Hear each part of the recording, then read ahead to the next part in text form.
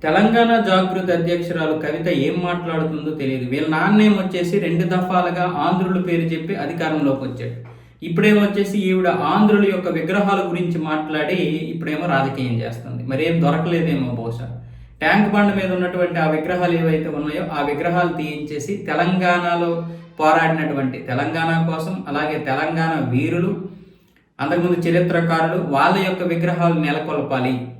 లేదనుకుంటే వాళ్ళ విగ్రహాలు ఉంచాలనుకుంటే పక్కనే మరికొంతమంది విగ్రహాలు, తెలంగాణ వీరుల యొక్క విగ్రహాలు చేయాలి. మేము అధికారంలోకి వస్తే శ్రీకాంతాచారి యొక్క జయంతిని, వర్ధంతిని అఫీషియల్గా చేస్తాం. అలాగే మాజీ మంత్రి ముచ్చెర్ల సత్యనారాయణ, ఈయన తెలంగాణ కోసం పోరాడారు కాబట్టి ఈయన యొక్క విగ్రహాన్ని కూడా ట్యాంక్ బండ మీద కట్టాలి.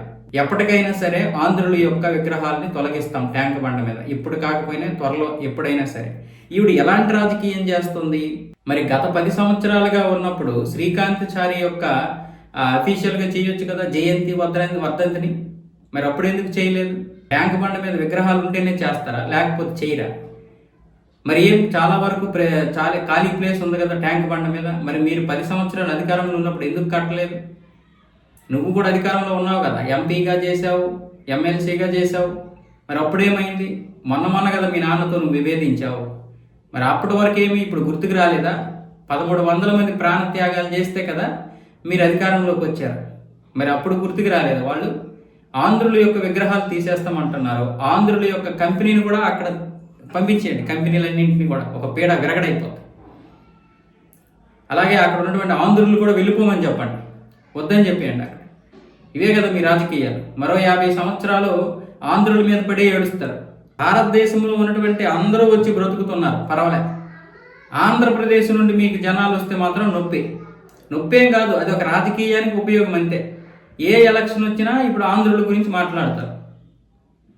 మరి అలాంటప్పుడు మీరు కంపెనీల్ని, ఆంధ్రుల్ని అందరినీ పంపించేయండి. మీరు అలా చేయలేరు. ఒకవైపు మీ నాన్న, ఒకవైపు నువ్వు, తర్వాత రేవంత్ రెడ్డి ఎవరికి వారే ఇష్టం వచ్చినట్లుగా హిందువుల్ని వాడుకుంటారు, ఆంధ్రుల పేరు చెప్తుంటారు. ఇదే పని మీకు. ఇక ఆంధ్రులకు కూడా సిగ్గు వస్తుంది, ఏదో ఒక రోజు వాళ్ళు కదులుతారు. అప్పుడేంటి పరిస్థితి? ఇలా విద్వేషాలు రెచ్చగొడతారా? రేపు పొద్దున్న ఈ విద్వేషాలు రెచ్చిపోతే ఆంధ్రులు ఒకవేళ అలా వచ్చేసారు అనుకోండి, తెలంగాణ వాళ్ళు రేపు పొద్దున్న ఏదైనా అమరావతికో లేకపోతే విశాఖపట్నంకో వచ్చినప్పుడు తగులవ్వా, విద్వేషాలు రెచ్చిపోవా? ఎక్కడి నుండో వచ్చి బ్రతుకుతున్నారు అక్కడ. ఉత్తరప్రదేశ్ నుంచి, బీహార్ నుంచి, జమ్మూ కాశ్మీర్ నుంచి, ఇలా అన్ని ప్రాంతాల నుండి వచ్చి బ్రతుకుతున్నారు కదా. కేవలం ఆంధ్రులతోటే మీకు వచ్చిందా నొప్పి? అంటే లేదంటే రాజకీయంగా ఇలా ఉపయోగిస్తుంటారా?